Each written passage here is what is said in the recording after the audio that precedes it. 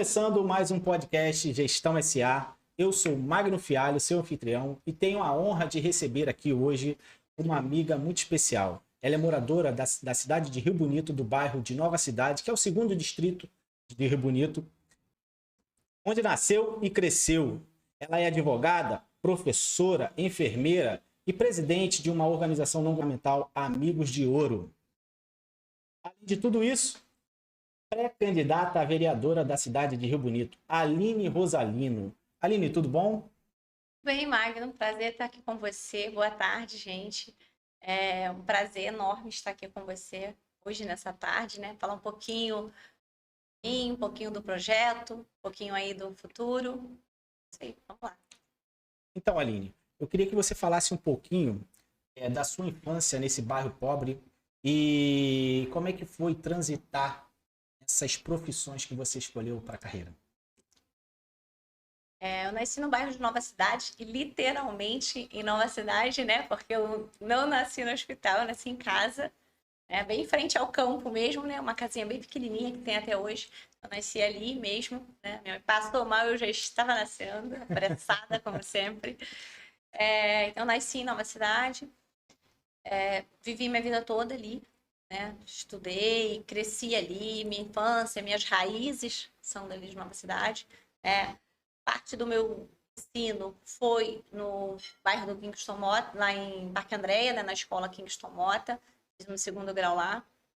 E na época não tinha muitas opções de profissões.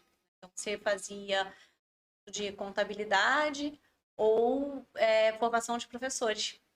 E eu escolhi formação de professores, já tinha professoras na minha família e tal, então eu escolhi. Só que, paralelamente, minha mãe, né, como da área de saúde e tal, então eu resolvi também fazer um curso na época, de técnico de enfermagem. Então, foi um curso particular que eu fazia paralelo com a formação de professores. Então,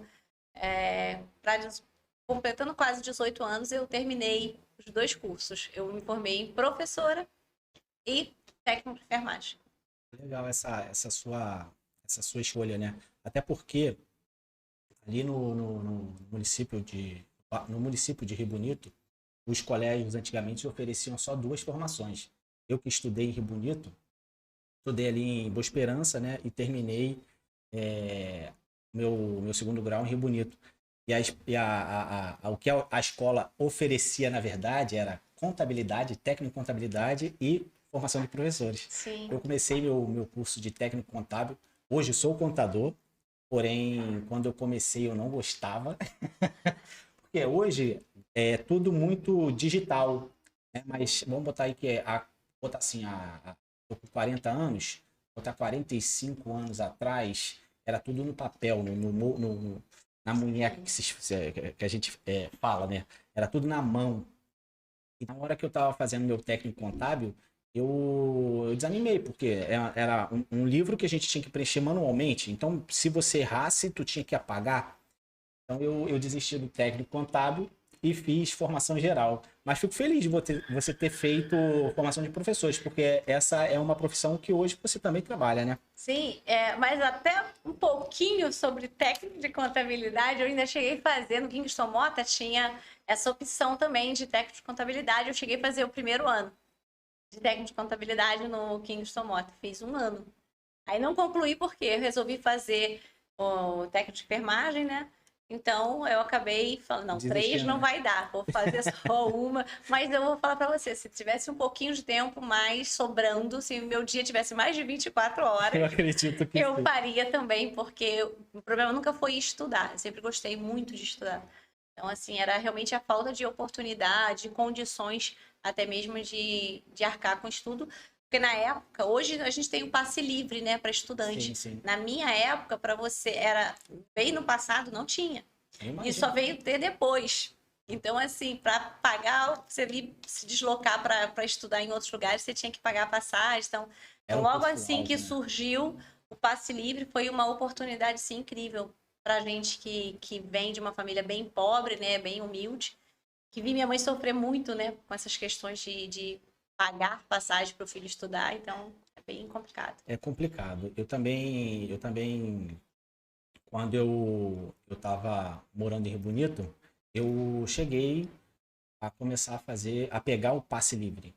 Então, eu vou dizer que isso foi em 96, 97, por ali, que começou a dar esses passes livres, que a Sim. gente ia até a garagem, lembra disso? Tinha que ir lá na garagem, pegar um Isso. documento para carimbar, e todo mês tu tinha que ir lá carimbar aquele documento. Era assim. Esquecer essa carteirinha já era. Pô, esqueceu, tu não pegava o ônibus de jeito nenhum, que o motorista não deixava você entrar. É, exatamente. Mas me diz aqui uma coisa. Quando surgiu a ideia de abrir uma ONG?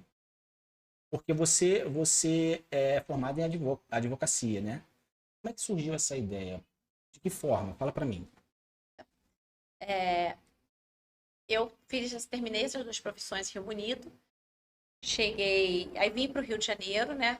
Casei, então, aos 18 anos, casei muito jovem, então vim para o Rio de Janeiro, meu esposo era do Rio de Janeiro. E aí eu comecei a dar aula no Rio de Janeiro, né? Comecei a dar aula no Rio e aí fiquei um tempo dando aula, depois eu consegui um emprego na área de enfermagem, eu falei assim, não, vamos ver o que eu vou gostar mais. Fiquei um tempinho na área de enfermagem, não que eu não gostasse, até porque eu peguei logo no início uma área que eu gostava muito, que era a área de geriatria. Então, assim, é uma área que me impactava bastante. Hoje eu tenho um amor gigante, né, por essa área. Só que eu fiquei trabalhando num hospital chamado Asperge, em Charitas, lá em Niterói, próximo do Corpo de Bombeiro. Então, assim, era a geriatria ali. Então, assim, eu gostava muito. Mas era mais distante, então, assim, mais complicado. E acabei não ficando lá. E aí comecei a dar aula direto e fui dando aula até que eu falei, não, vou dar aula que é mais tranquilo, enfim, era próximo de casa, mais acessível e tudo. E aí fiquei dando aula. Depois eu resolvi fazer a faculdade de Direito, inspirada no meu irmão, né? Meu irmão advogado. Eu ia te perguntar quem foi que te inspirou. Meu irmão, Roberto César, porque assim, meu irmão é um ídolo para mim. Sabe? Bacana. Ele é um ídolo, é uma pessoa super esforçada, dedicado, disciplina, Sim, conheço ele. dedicação total. Aquele cara, assim, ele é incrível. Tem um coraçãozão também. Passaria o dia inteiro falando do meu irmão aqui. Então, assim, o meu irmão Roberto, realmente, ele é um cara, assim, fora de sério. Eu acho que então, ele, desculpa interromper, Aline, ele influenciou muita gente, né? muita gente. Porque a minha esposa também, ela começou faculdade, porque viu que ela te admira bastante, e o teu irmão, Sim. eles que influenciaram, Meu acredito que a irmão decisão sempre falava, né?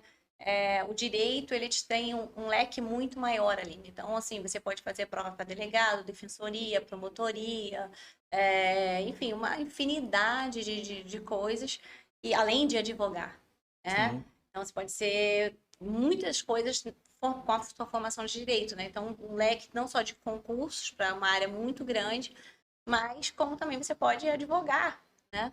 Então, assim, você pode advogar trabalhando em outras empresas, então, assim, você não está preso, né? Então, assim, então eu achava, assim, realmente aquilo seria muito melhor para mim, e realmente foi. Eu gosto muito de ser advogada, mas, assim, não deixei nunca de gostar, né? De ter um amor pela profissão de professora. Eu gosto realmente de ensinar. Hoje, então, atualmente, né, que eu venho trabalhando muito mais isso, né? Tenho dado muito aula à noite, né, na formação de alfabetização de adultos, e eu me descobri ali, literalmente, assim, é um amor que não tem fim. Eu entro, eu tenho hora para entrar e eu não tenho hora para sair. E eles também ficam assim, Se com aquele deixar, eles vão sentimento embora, né? de eles não querem ir embora. E eu também não queria que eles perdessem mais nem um segundinho, assim, sabe? Então, assim, realmente você vê o esforço daquelas pessoas, né, da terceira idade. A maioria dos meus alunos são da terceira idade. Eu tenho reforço também escolar para adultos, primeira, quarta série. Aí tem o alfabetização para aquelas pessoas realmente que estão aprendendo a ler, é uma turma bem grande e extremamente esforçados. Você vê, assim, pessoas, assim, com 80 e poucos anos ali estudando. Então, assim, aquilo me motiva muito, porque eles trabalham o dia inteiro, fazem, sabe, tem as suas atividades. Eu tenho muitas pessoas que são trabalhadoras da zona rural, trabalham com gado, na fazenda, com laranja, serviços braçais, Sim. realmente, né? E tem as donas de casa, que a gente sabe o quanto também que é super cansativa a rotina de uma dona de casa, né, que trabalha muito, e ao mesmo tempo, dá o horário delas, elas estão lá bonitinhas. Tem um pessoal da reciclagem, eu tenho muitos alunos que trabalham hoje atualmente com a reciclagem, né? Pessoas que acordam às 5 horas da manhã e pegam os seus carrinhos, né? Chamados de burrinhas, né? E vão rodando o bairro todo de Nova Cidade, bairros vizinhos, para poder coletar o material de reciclado para poder vender. Então, assim, eu chego no final do dia, essa galera tá toda lá sentada, querendo aprender a ler, escrever, escrever o nome. Cada hora que um aprende a escrever seu nome, ou consegue ler alguma coisa, é uma conquista. Eu acredito.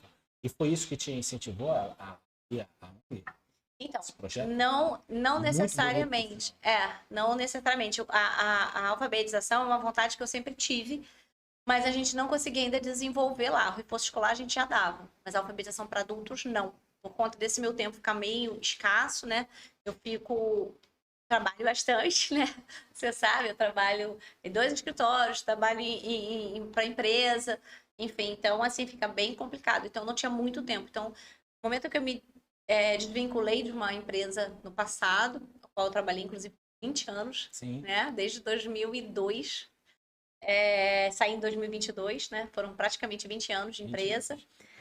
Então, quando eu saí dessa empresa, então meu tempo ficou bem mais tranquilo. Eu falei, bem, agora eu vou dar uma descansada e vou fazer algo que eu goste realmente, assim, que me sinta prazeroso. E aí veio essa ideia de dar aula para adultos, de alfabetizar pessoas. E realmente eu não estava errada, era o caminho que eu precisava Você se ter. identificou, né? Já Sim, desde do início da sua formação de professores, você já tinha se identificado com essa sim, atividade. É sim. bacana. E você fez algum curso assim na área de gestão, administração, Sim. para poder administrar tudo isso? O projeto, quando eu comecei, não, né? A gente começa assim no susto, né? Deus diz, vai, e a gente segue, meu. A gente escuta uma vozinha lá no seu interior, é esse é o caminho. E você vai seguindo, né? Então, assim, quando eu comecei o projeto, zero, tipo assim, eu só tinha experiência de ser professora, da área de enfermagem, né? Mas não tanto. E mais da minha área de advocacia. Mas o que não era nem pela experiência profissional, era mais pelo sentimento de levar um apoio, uma ajuda, de ajudar o próximo. Sim. Mais de amor ao próximo mesmo, né? Um sentimento de solidariedade que me motivava a seguir pelo caminho do projeto.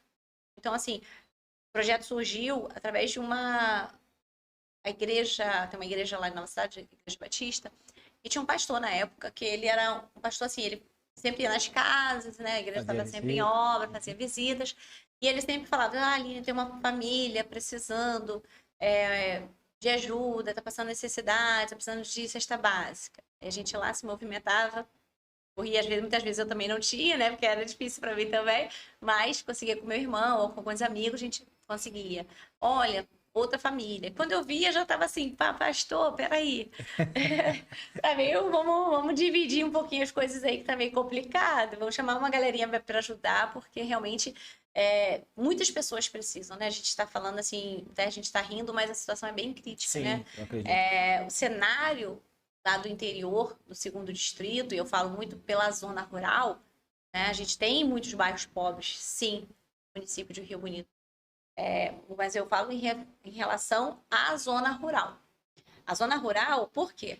Porque às vezes você está nos bairros do centro, tem comunidades muito empobrecidas, sim, mas tem uma visibilidade maior. Então, os recursos chegam mais rápido, isso. tem mais projetos nos centros. Então, assim, é mais fácil o acesso para ajudar aquela comunidade quando tem uma necessidade, uma situação de emergência.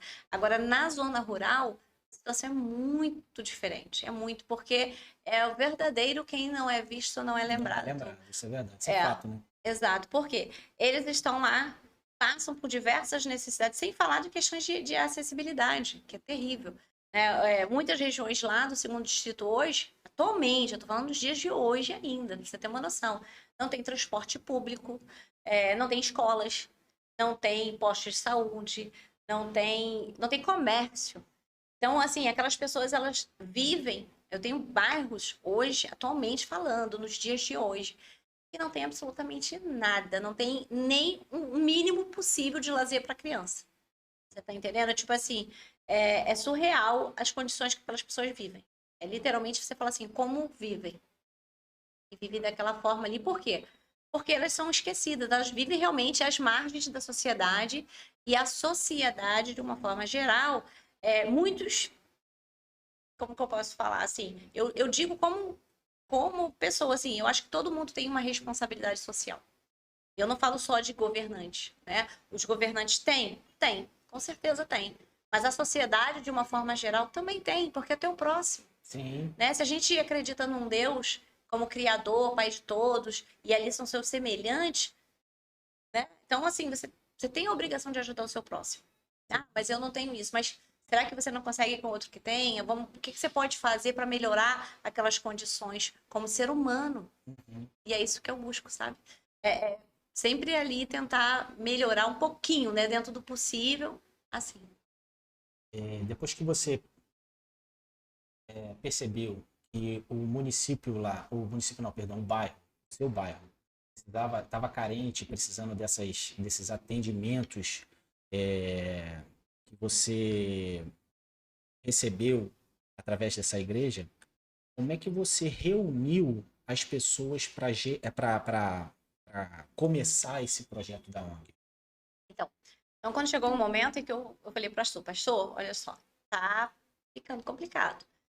Vou precisar reunir alguns amigos para que possamos nos organizar e buscar ajuda para outras pessoas. Então, uma linha só dá certo, mas é pouco, a gente precisa de muito mais. E ele falou: não, beleza, vamos lá, vê aí, chama seus amigos. Então, eu chamei alguns amigos na época e fizemos uma reunião.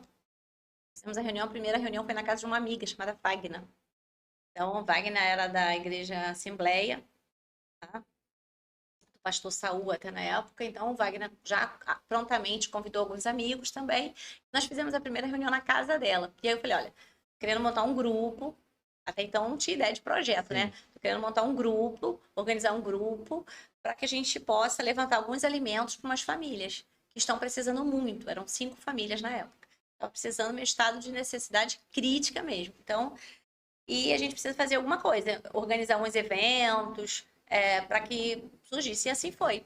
E aí fizemos essa reunião, todos toparam participar, a gente viu o que a gente poderia fazer inicialmente ali. Sim. E aí deu super certo o primeiro evento que nós fizemos. Na verdade, assim, a primeira coisa que nós fizemos foi bater em porta em porta. Eu lembro que se fosse, a gente pegou um monte de sacolas e foi literalmente, passou o bairro inteiro batendo em porta, pedindo que se alguém podia doar alguma coisa, um alimento, sei lá, um açúcar, um sal, o que pudesse, sei lá, acho que a gente está dentro de comunidades humildes, né? Sim, sim. A gente não vai esperar que o cara dê uma cesta básica Claro. para você, mas se cada um desse um pouquinho, a gente já conseguiu, realmente naquele primeiro momento, a gente conseguiu já levantar bastante alimentos ali para dar uma suprida emergencialmente para aquelas famílias. E aí depois a gente começou a fazer eventos, esporadicamente, e fazíamos as reuniões e fomos convidando mais pessoas, até que chegou o momento da gente falar, cara, esse grupo tá muito bacana, tá muito forte e vamos criar um projeto.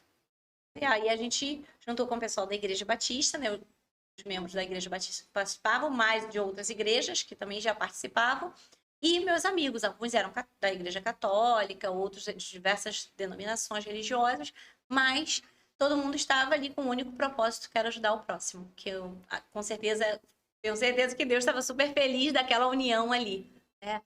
Tanto é que deu super certo. Então, isso prova que a religião ela não define nada, né? São as pessoas que se definem.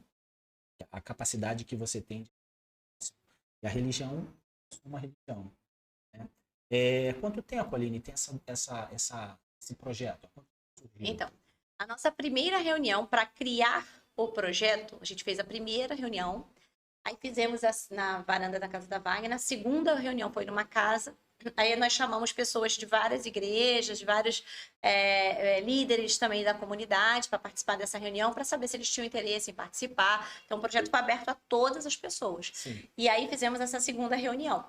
E aí, na terceira reunião, que nós definimos que viraríamos um projeto e que, nesse mesmo dia, escolhemos possivelmente o nome do projeto, que foi escolhido pelo grupo, aí ficou aqui, Amigos de Ouro, e cada um deu um nome, aí ficou Projeto Jovens de Ouro, que foi escolhido. Eu queria Amigos de Ouro, porque eu achava que curtinho pegava mais, mas o pessoal achava que era um grupo de jovens reunidos naquela situação, enfim.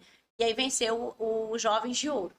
E aí criou-se o projeto Jovens de Ouro. Nossa logo até foi criada pela Andressa, da Igreja Batista, lá, e o irmão dela, André, pessoas maravilhosas. E aí eles criaram, então, no dia 10 de agosto de 2012. Foi quando começou, foi a nossa, lógico, terceira, mas a primeira reunião de projeto foi a primeira reunião ali. No dia, vai fazer 12 anos agora, dia 10 de agosto. 12. Praticamente 12 anos. É importante ressaltar, né, que não é um projeto que começou agora. Sim. É uma reunião que já vem de muito tempo, né? E o trabalho que vocês fazem lá é muito bonito, eu admiro muito o trabalho de vocês. E espero que ele se cresça cada vez mais, que você possa aumentar esse projeto aí.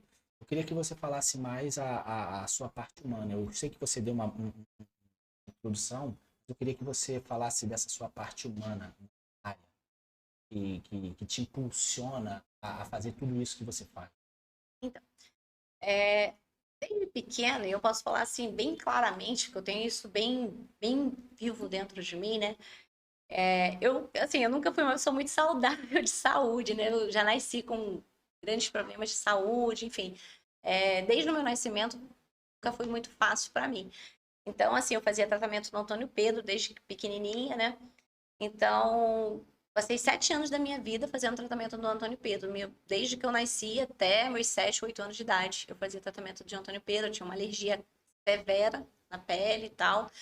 Então, eu sofria muito. Sofri tudo que vocês possam imaginar, eu sofri.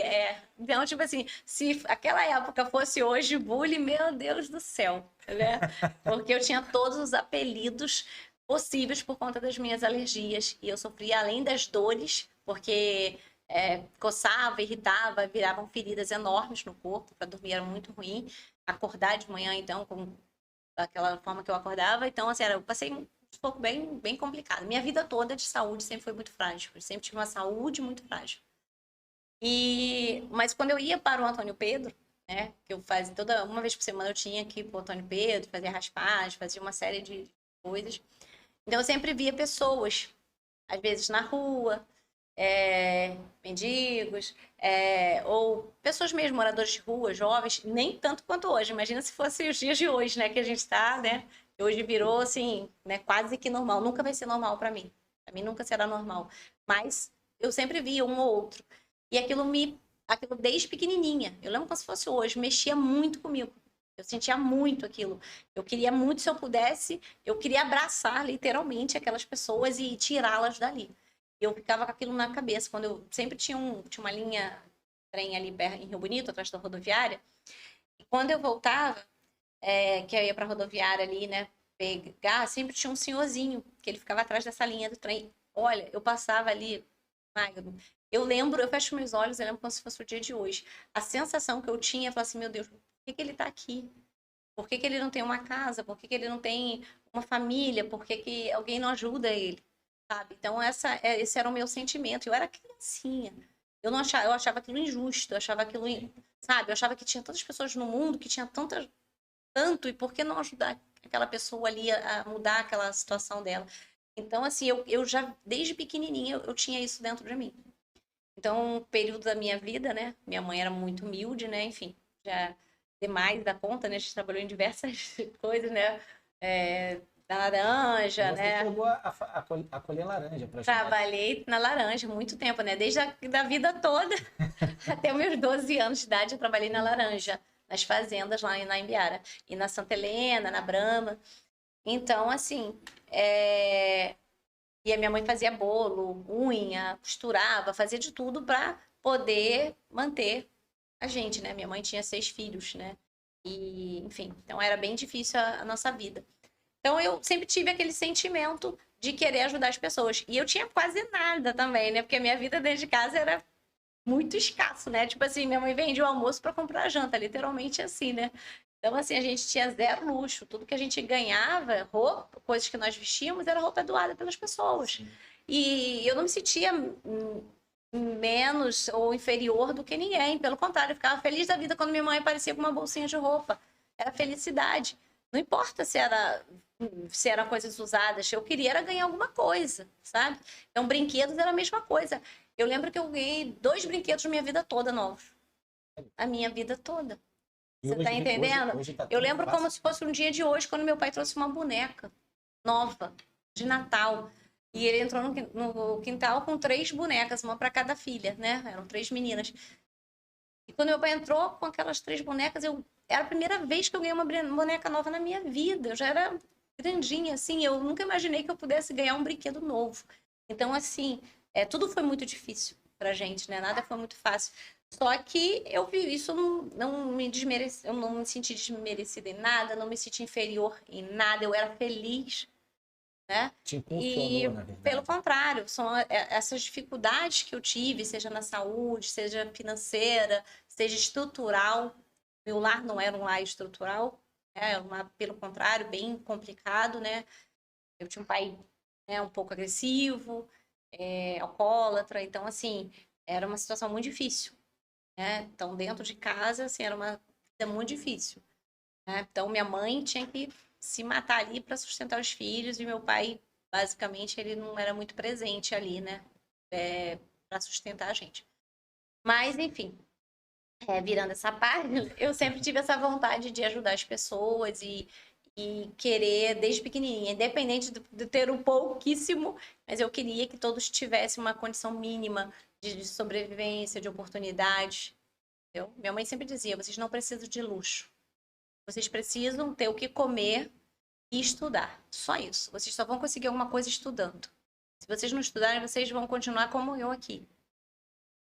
Entendeu? Então, assim, ela lutou muito para que nós estudássemos. Muito. Que não, tipo assim, graças a Deus a gente não tem vícios. Criamos, assim, sabe, batalhando, cada um conquistando seu espaço. Falando sobre a ONG, como funciona a ONG hoje e quantas crianças e famílias você tem cadastrada lá? Sabe de cabeça? Sim. Hoje a ONG, a gente, olha, para falar a verdade para vocês, são muitas, né? Até deixar bem claro, né, por conta de algumas questões políticas, eu fundei, né, a ONG no passado, mas eu não estou, no momento, como diretora da ONG, né, presidente da ONG. Hoje eu estou afastada, questões políticas, né, da direção da ONG, eu estou afastada. Então, quem está hoje atuando como o presidente é o Romilson Martins e o vice, o Rafael, que é o meu esposo, né? O Rafael Ramos. Eles que estão na direção hoje da ONG por questões políticas, enfim, a gente vai falar isso Mais posteriormente, para frente, mas quantas mais para crianças você frente. sabe? Estrada, cerca de Sim, quantas? a gente hoje tem alunos, 270 alunos cadastrados, 270 alunos cadastrados, mais uma fila de espera enorme. E dentro desses alunos cadastrados, Tem a fila gente de espera ali. tem fila de espera muito grande. Muito Nossa, grande. eu nunca que eu ia imaginar. Nem eu. Juro. Não, e é muito engraçado porque cada sábado a gente tenta manter a fila, mas a gente não consegue. Porque eles vão, os amigos chamam. E aí eles vão por vontade própria. E aí, quando chega lá, eu não posso barrar no portão. Eu não tenho esse coração, não tenho como. Fica Chegar e falar assim: difícil. olha, você precisa fazer uma inscrição, existe uma fila, não pode ser assim. E aí, tia, mas o meu amigo me chamou, e eu não sei o que, ele já tá lá. E aí acaba ficando. Até agora a gente vai fazer realmente um novo recadastramento, porque eu tenho certeza que esse número já aumentou muito mais. Porque são muitos mesmo, muitos. Entendi. E não é só crianças, né? A gente tem crianças, adolescentes e adultos. A gente atende adultos também. Por exemplo, tem aulas de alfabetização de adultos, tem aulas de reforço escolar para adultos, tem aula de artesanato para adultos, informática para adultos. Então, assim, tem uma série de atividades que é para adultos também. E Justamente são isso que eu ia alunos do perguntar. projeto. Quais são as atividades que vocês têm lá? As atividades que nós temos lá, a gente tem aulas de instrumentos musicais, piano, teclado, flauta, violão. Tem aulas de informática, adultos e crianças. Tem aula de reforço escolar para para adultos e crianças, e tem aula de alfabetização para adultos. Temos aulas de lutas, né? O meu esposo é lutador, né? O Rafael Macapá. Então a gente tem aulas de boxe, muay thai, jiu-jitsu, tem aulas de capoeira, tem aulas de artesanato para as mulheres. Então as mulheres da comunidade têm aulas de artesanato. As crianças, as meninas podem até fazer, mas geralmente quem faz são as mulheres, né? E é um momento dela de distração, de conversa, de momento delas ali. A gente marca até um horário diferente dos dias normais de aula, porque para elas ficarem mais à vontade, desenvolver um trabalho com mais atenção. E aí tem ferro, elas usam tesouras. Então, assim, um momento que eu realmente não posso ter crianças ali por perto. Sim. Entendi. E quais são os bairros que você está atuando hoje? Tem aula de artes também. Aula de arte. Aula de arte, professor de artes é muito bom.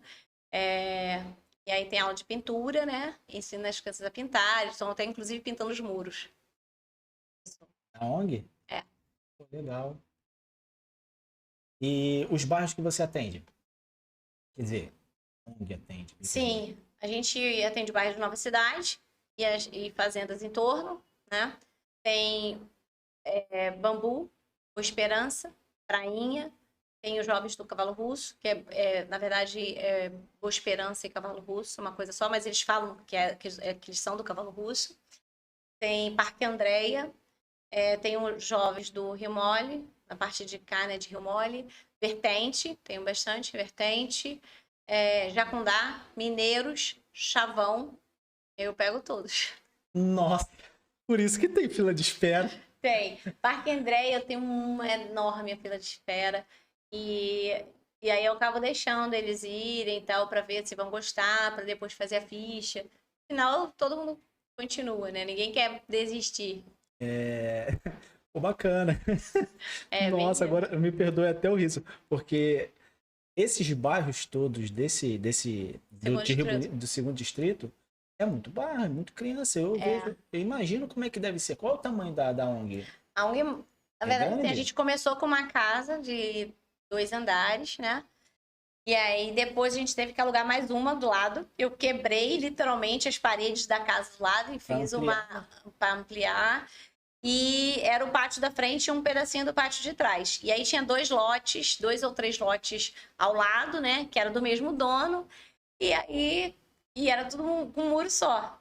E aí acabou que ele entrou na família e sensibilizou e falou, não, pode usar à vontade. E a gente hoje usa todo o espaço.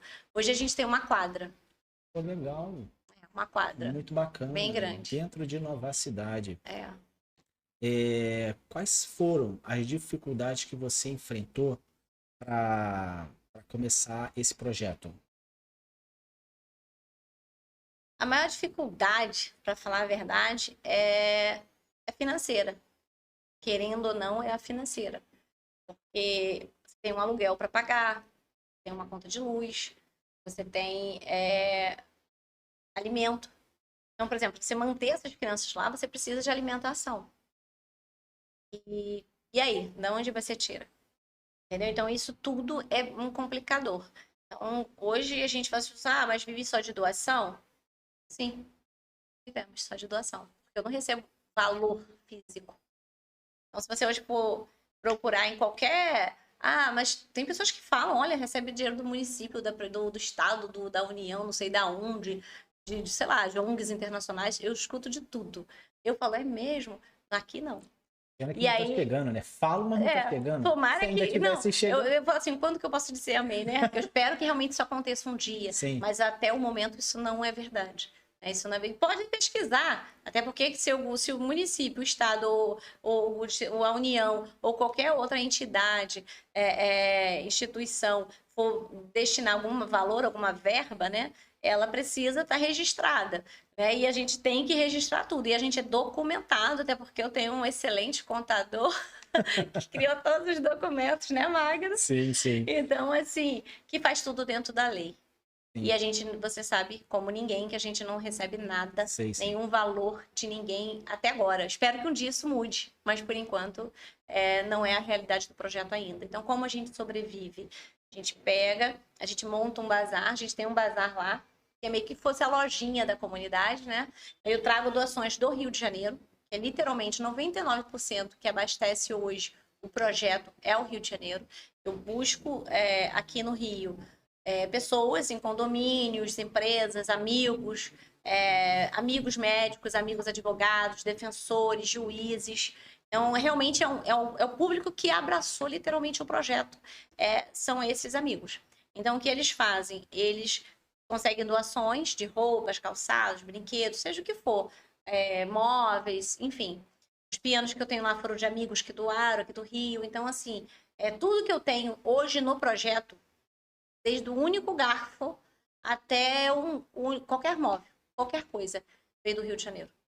Veio doação do Rio, de amigos do Rio, ou de pessoas que sabiam que estava doando, e aí pagaram frete, ou nós nos juntamos para pagar um frete, para levar aquelas coisas que eram importantes para o projeto ou para alguma família. E a gente coloca algumas coisas no bazar, algumas coisas viram para a própria ONG, para o nosso uso e consumo, e algumas coisas vão para o bazar e a gente vende. A gente vende com o dinheiro do bazar, a gente reverte para pagar as contas da ONG. Dá para comprar sempre comida? Não, não dá. Então, assim, muitas vezes a gente consegue, outras vezes não. Muitas vezes a gente pede alimentos, a gente sai pedindo, porque foi assim que a gente começou, foi pedindo, então não tem por que ter essa arrogância, essa petulância de falar que hoje é diferente. Não é. A gente ainda sobrevive aos pedidos, às doações das pessoas. Então, assim, eu até tenho que falar assim, para falar assim, tem empresas hoje, por exemplo, eu já bati muitas portas para pedir alimentos, cestas básicas, para a gente realmente não fechar as portas, sabe? Muitas eu tive um não, beleza, a gente segue em frente. Outras ajudaram como puderam, mas, assim, famílias também ajudam, muitas pessoas, muitos amigos. E, inclusive, eu tenho um grupo muito forte aqui no Rio de amigas,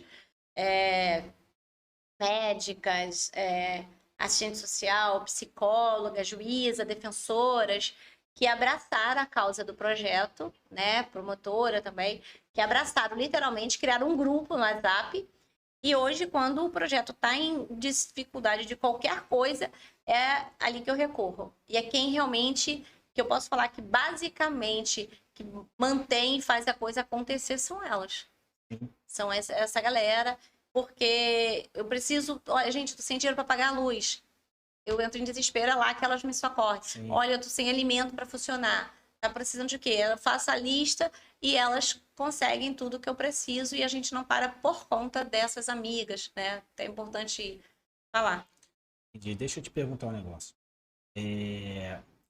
Com essa dificuldade, se uma pessoa que está nos assistindo agora quiser fazer alguma doação, entrar em contato, partilhar algo, como é que eles fazem para conseguir entrar em contato com vocês? Então, hoje tem nosso Instagram, né? Que é @Projeto Amigos de Ouro. E pode entrar em contato pelo Instagram. E ali a gente vai ser direcionado para mim ou para uma outra pessoa que esteja de frente, né? No caso, agora, nesse momento, não estarei presente, mas o Romilson, e tem outras meninas lá do projeto que são responsáveis por essas doações e faz o contato que elas vão dizer todos os caminhos que pode ser feita a doação. Esse grupo, você mencionou que tem um grupo aqui de pessoas que você sempre recorre. Sim. Queria que você falasse dos voluntários e dos parceiros. Fale um pouquinho sobre eles. Então, o projeto é bem dividido assim, ó, membros, voluntários e parceiros. Os membros são aqueles que a gente coloca que tem responsabilidade no projeto. Você quer ser membro? As portas estão abertas para todas as pessoas. Mas o membro a gente coloca com responsabilidade. Ele tem uma função definida no projeto. Quando ele deseja ser membro, ele vai ter, olha, o que você pode fazer? É literalmente assim, ser membro. Eu amo o projeto, tal, mas eu quero fazer isso com regularidade. E ela vai ser lá membro, vai fazer. Tem as meninas que cuidam da separação de doações, elas vão lá, tem os dias definidos lá na semana. Tem o pessoal que é da limpeza, tem o pessoal que é da cozinha. São membros, mas cada um tem a sua participação ali, a sua responsabilidade. Tem os voluntários, que eles não têm tem aqueles que têm os dias definidos. Olha, eu só posso ir dia tal. Beleza, vai lá, faz alguma coisa que ele... um dia não pode ir, não vai.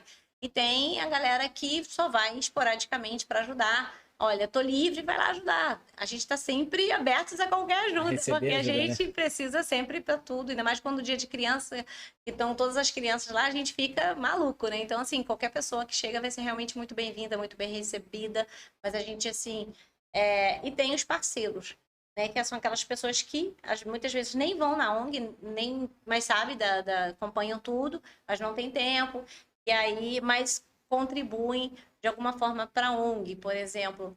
Eu tenho a parceria com, antes era link.com, hoje é a Connect, que eles nos fornecem lá a internet. Desde o primeiro momento que nós alugamos essa casa, na época era link.com, o Jefferson, o Ramon, eles, assim que souberam, não, não, vamos ajudar. E foi muito bacana, sempre nos ajudaram em todos os eventos. Depois veio a Connect, permaneceu. Então, assim, são empresas realmente que a gente precisa falar. Somam, né? Que somam, Fazem tem aquela diferença. preocupação com a responsabilidade social como Sim. empresa, né? E dentro da comunidade. Tem também a empresa Armazém Rio, que eles também são muito importantes para a gente. Então, assim, sempre que a gente precisa de alguma coisa, eles estão sempre, nunca nos negaram nenhum tipo de ajuda. Então, que é um supermercado muito Sim, sim. É um dentro do supermercado. mercado De Rio Bonito, eu do Rio conheço. Bonito. A Textura Rio também, sempre que a gente precisa de alguma coisa, a gente conta com eles. Agora a Crack, então, assim, que chegou agora num momento importantíssimo. Você imagina, eu comprava, sério, por semana, 2, 3 garrafas, né, aqueles galões de suco. E custava numa faixa de 27 a 29, a gente ficava toda semana procurando para ver o lugar que estava mais em conta. Sim. O garrafão de 5 litros, né? Do Guaraná Natural. Então, quando o Márcio da Guaracraque falou, não, eu conheci o projeto, ele falou, gente, que projeto lindo, eu quero ajudar, quero participar. E ele falou, não, pode deixar que agora o suco é por minha conta, vocês não compram mais nada. Então, assim, para a gente foi importantíssimo essa parceria com o Guaracraque, porque eu imagino quantos que a gente gastava quase R$ 90 por semana de suco, né? Hoje a gente tem com a Guaracraque.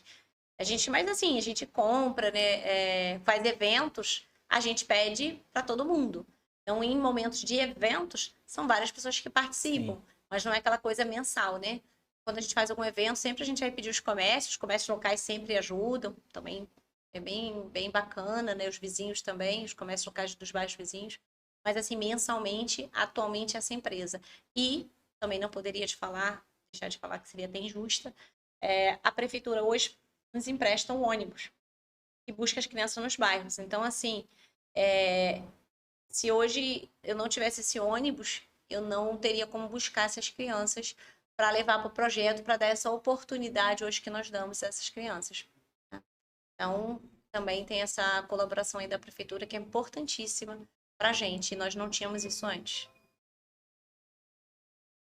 Depois de tudo isso que você se propôs a colocar como projeto, qual é o aprendizado que você tira em relação à sua vivência de estar à frente dessa organização e qual é a mensagem que você quer deixar? Nossa, é um aprendizado que eu acho assim, importantíssimo, é que todos podem fazer a diferença na vida das pessoas do seu todos. Não importa o tamanho da sua ação, da sua disposição pequena ou grande, do seu ato. Mas todos podem fazer, eu falo de forma significativa, né, a diferença na vida de outras pessoas. Então, assim, tem muitas pessoas que falam assim, mas eu tenho tão pouco. Talvez você não possa ajudar com algum material, mas será que você não pode ajudar com a sua presença, com a sua palavra? Ou eu tenho voluntários, hoje no projeto, que são tão humildes, né, nesses termos, tão humildes quanto famílias ajudadas. Sim. Mas elas têm conhecimento sobre alguma coisa, elas compartilham aquele conhecimento, elas disponibilizam do tempo delas para estar ali, entendeu? E isso é estar fazendo solidariedade, isso é estar ajudando o próximo. Então eu tiro essa lição que não importa o quanto você tem, e não nem sempre é o financeiro. Você entendeu? Muitos podem ajudar da forma que você pode. Entendeu? Seja com ajuda, com uma palavra, ensinando alguém a fazer algo, ajudando a olhar uma criança, ajudando a limpar alguma coisa, fazer alguma coisa pelo teu próximo, você vai estar fazendo também. Então, assim, vai estar colaborando. Então, eu acho assim, todos podem. E acima do todos podem, eu acho que vem também a questão da responsabilidade. Todo mundo, essa é a minha visão, tá, Magno? Tem responsabilidade social. Todo mundo vive numa sociedade. A gente precisa de regras, precisa de oportunidades, precisa de estar muito bem integrados, respeitar os direitos dos outros, ter nossos direitos reservados, respeitados também, direitos e deveres, né? Saber aonde começa o do outro, aonde finaliza o meu. Então, a gente vive numa sociedade. Então, como viver nessa sociedade bem, de forma tranquila, se você tem uma pessoa do seu lado, às vezes um vizinho, numa situação de necessidade extrema, e você não se incomodar com aquilo, você não tem empatia pela dor do outro. Né? Então, eu acho assim, para que possamos realmente viver todos bem, a gente precisa ter essa empatia, a gente precisa sim se responsabilizar. É só governo? Não, não é só governo que tem responsabilidade social, mas são as empresas, são as pessoas, a própria comunidade. Ela tem responsabilidade social, sim. Então, assim, não precisa, eu não tenho, às vezes, o que oferecer de material ou alimento, porque eu tenho tão pouco, eu não vou conseguir dividir o meu. Mas será que eu não consigo fazer alguma coisa para que aquela pessoa também consiga ter um momento de tranquilidade, de paz, ou chegar algum alimento para ela, ou mostrar para ela, olha, onde você pode conseguir, enfim, sabe? Então, acho que todo mundo pode se ajudar. Acho que cabe sim essa questão de responsabilidade social. Eu acho que é um dever de todos. A responsabilidade social é um dever de todos. E além da empatia, da solidariedade, isso vai muito além, né? Eu acho que questões de valores, de princípios, isso vai muito além. É fazer com que todos tenham dignidade, todos tenham respeito, todos sejam, né, respeitados, e para que você possa viver bem. Né? A alegria, tipo assim, saber que o outro bem, você também vai estar bem. O outro estando feliz, você também. A felicidade do outro também vai impactar na sua vida. Lançando a sua pré-candidatura para o município de Rio Bonito como vereadora, qual é o projeto que você tem em mente para levar para essas famílias que moram lá, que necessitam de tanta ajuda assim? Falar em pré-candidatura, né? Então, a gente desvia agora, assim, um pouco questões de projeto, até porque eu já não estou mais à frente do Sim, projeto sim. devido à legalidade, né? Então, eu precisei me afastar, documentar tudo isso, né? Para ter ressalvado aí, né, as questões eleitorais. Então, eu nunca me vi nessa questão política, né, como pré-candidatura, nunca me vi na possibilidade de vir a ocupar nenhum cargo político, nunca. Mas chega um momento na nossa vida, para a gente que é líder social, para a gente que tem projeto social, que lida ali diversas vezes com situações assim que não dependem de você e que você vai até o máximo que você pode, e aí você vai buscar a quem é de direito, né? E às vezes você volta sem resposta, né? Na maioria das vezes, ou sem solução ali para aquela situação. Então, diante desse cenário, né, eu vi que não tinha mais outra opção a não ser buscar realmente para que aquela comunidade tivesse voz. E foi através disso, querer dar voz a uma sociedade esquecida, vivem realmente às margens não só da pobreza, mas do esquecimento, falta de oportunidades, falta de interesse, literalmente, né? De ajudar aquelas pessoas, porque eu acho que não é só questões de condição de ajudar, é querer ajudar, é ter interesse em ajudar aquelas pessoas. A gente sabe hoje que o nosso cenário político é muito complicado. A gente fala de votos de cabresto, coisas que eu nem vou entrar aqui, nem situações assim bem desanimadoras no cenário, onde as pessoas elas manobram as necessidades das pessoas em períodos eleitorais e as pessoas, devido às suas necessidades, elas acabam ficando gratas por esses favores, né? Ou satisfeitas por aquilo ali e acabam se rendendo e nada muda, né? Porque você é uma ajuda temporária, né? Pontual, digamos assim, e depois aquilo cessa. E aí você Entendi. volta com o status antes. Então, diante de tantas coisas e de visualizar, o sofrimento não é de 4 ou 8 anos, é de uma vida inteira. Estou falando por 40 anos de vivência ali naquela região. Então, assim, as coisas só vão regredindo. No segundo distrito, nos bairros mais humildes, as coisas vão regredindo. Cada vez tem menos horário de ônibus em alguns bairros, outros acabaram. Tinha, mas acabaram. Eu tenho bairros hoje, como Jacundá, Chavão, Mineiros. Eram bairros antes, Prainha, que tinham ônibus. Tinha ônibus. Hoje não tem. Eu estou falando de 4 bairros com muitas pessoas e não tem transporte público. Sim. Isso, para mim, não é só vergonhoso, é doloroso. É doloroso porque, às vezes, eu passo por esses bairros, eu vejo pessoas, senhoras, senhores, carregando bolsas de compra de distâncias, assim, quilômetros até as suas casas. Porque não tem carregando aquele peso, porque não tem um transporte. Não chega, Não né? chega. Então, assim, elas também não têm nenhum comércio que elas possam buscar ali as suas coisas. Não, elas têm que ir para os grandes centros, têm que ir para os bairros grandes ou para o centro da cidade, que é longe. E depende de condução, muitas vezes de 2 conduções. Elas têm que andar muito para ter. Então, assim, e aí quando você vê que as pessoas não estão vendo aquilo ali não dói em ninguém, não dói sabe, nos governantes, não dói nos líderes políticos, digamos assim. Por quê? Entendeu? Então, eu digo assim, por que isso parou e ninguém fez nada? Não parou agora, parou há anos. Só que é uma sociedade, é uma população sem voz. É uma população que não tem para quem recorrer. Entende?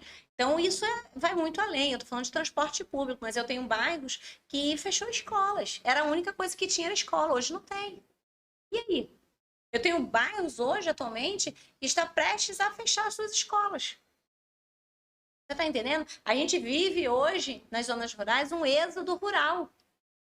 São coisas que a gente via antigamente, né? Que vocês estudavam muito na escola, a gente vive hoje. As pessoas estão saindo da zona rural porque não têm condições de viver mais nas suas terras. Elas estão abandonando os seus lares, tudo que construíram durante uma vida, porque não tem condições de viver. Uma pessoa idosa com problemas, ela não tem condições de ficar num lugar desse. Ela vai morrer se passar mal. Ela não tem recursos. Você está entendendo? Então, tipo assim, tudo é complicado. A assistência médica é complicada para eles, a educação é complicada para eles, o transporte público não existe.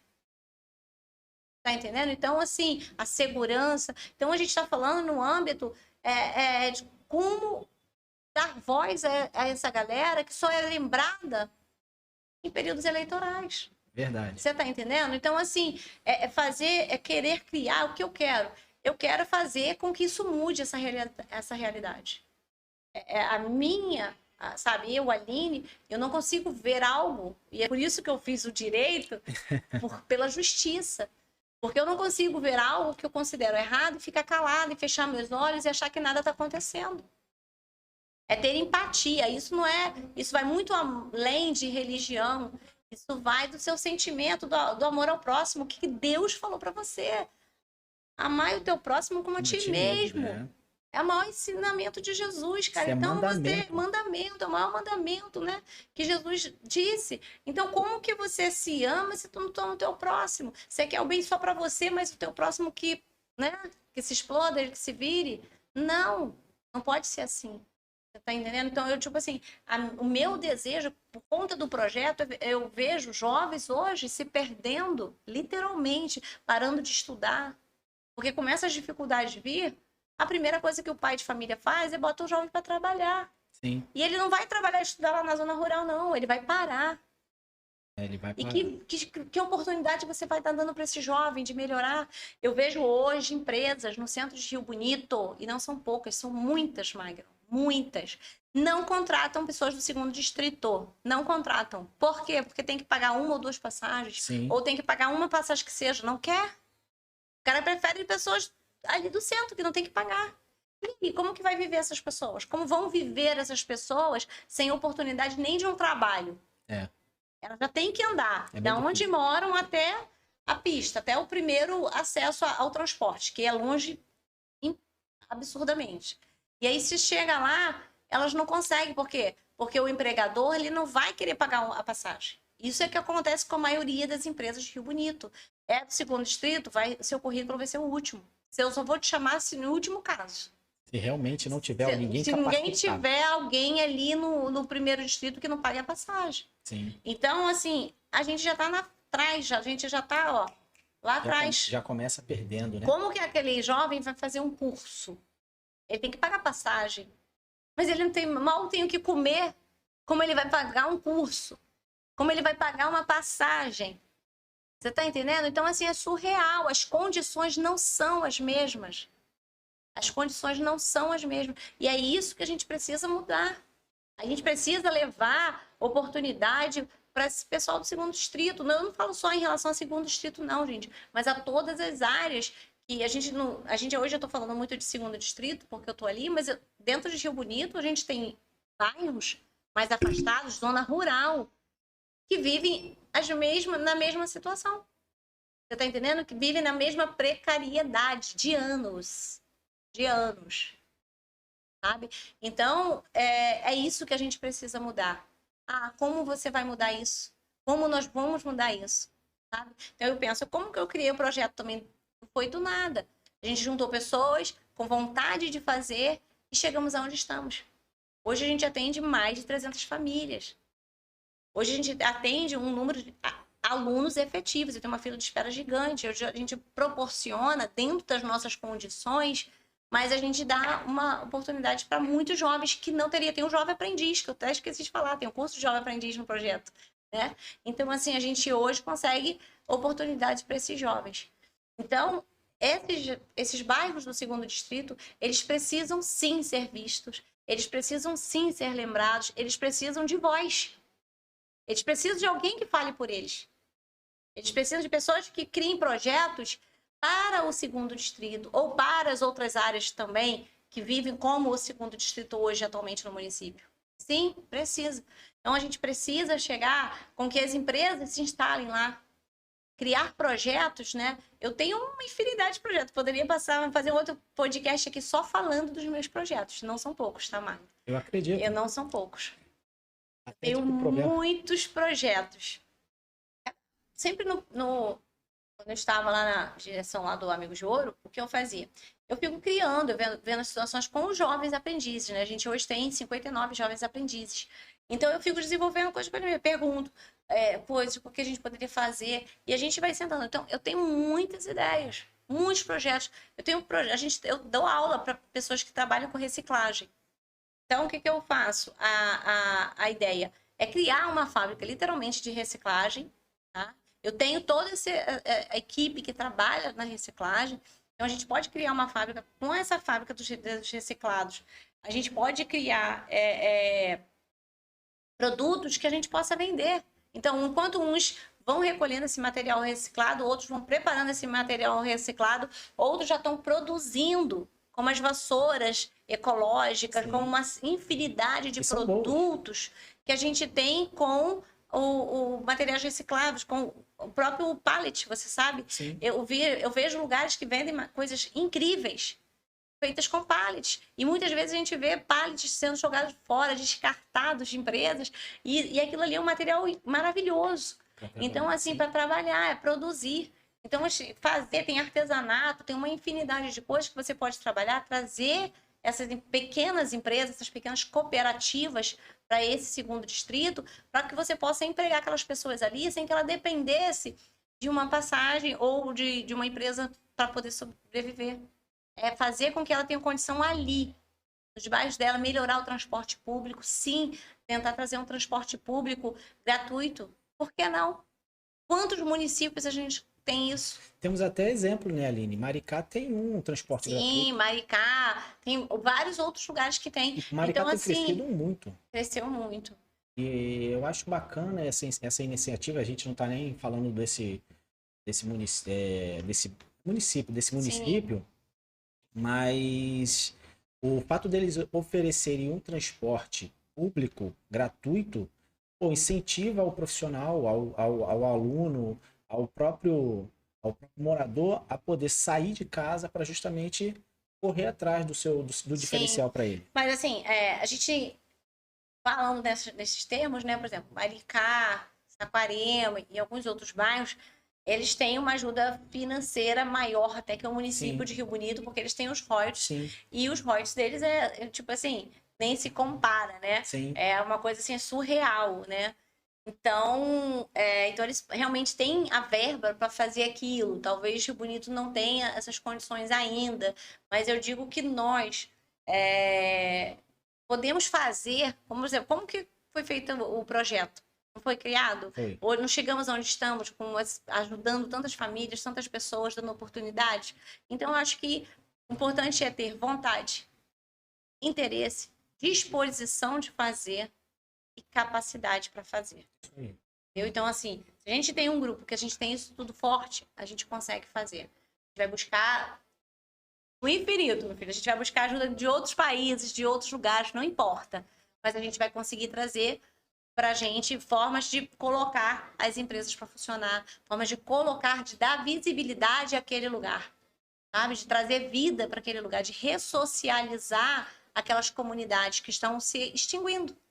Daqui a um tempo não vai existir mais um Mineiros, não vai existir mais um Jacundá, não vai existir mais Vertente, não vai existir mais Rio Mole, Prainha, porque as pessoas vão embora, Chavão, as pessoas vão embora. Ninguém vai ficar nessas comunidades do jeito que estão. Você tá entendendo? Porque não cresce. É isso. Então, a minha vontade é realmente fazer isso. É transformar esse segundo distrito, é trazer vida para o segundo distrito, é trazer investimento para o segundo distrito, é trazer empresas, criar cooperativas, não importa. Vamos sentar, comunidade, vamos sentar, vamos conversar, vamos ver o que a gente pode fazer e vamos correr atrás. Foi assim com o projeto e Sim, assim. era isso que eu ia E outra falar. vontade minha também, assim, isso aí deu certo, né? Eu quero realmente levar o projeto para outros bairros. Eu tive o convite para levar o projeto para o bairro do Boqueirão. Estamos conversando já para instalar o projeto lá no bairro do Boqueirão. E tem mais 2 bairros para instalar o projeto. Então, assim, é uma felicidade muito grande, né? Mas a gente vai falar isso aí mais para frente. E eu tenho certeza que a gente vai levar o projeto Amigos de Ouro para muitos outros bairros do município de Rio Bonito, dando oportunidade para crianças, jovens, adolescentes e meus vovozinhos que eu tanto amo. É isso aí, meus amigos. Obrigado pela presença, Aline. Adorei a nossa conversa. Quero dizer que admiro muito o teu trabalho, tá? E muito obrigado por participar desse podcast Gestão SA comigo. Valeu, obrigada, Magno. É isso aí, meus amigos. Mais um podcast Gestão SA com Aline Rosalino, pré-candidata a vereadora pelo município de Rio Bonito. Obrigado pela audiência. Não deixa de curtir, seguir a ONG Amigos de Ouro, @Amigos de Ouro no Instagram e não deixa de compartilhar nossa live. Muito obrigado pela audiência e todos fiquem com Deus.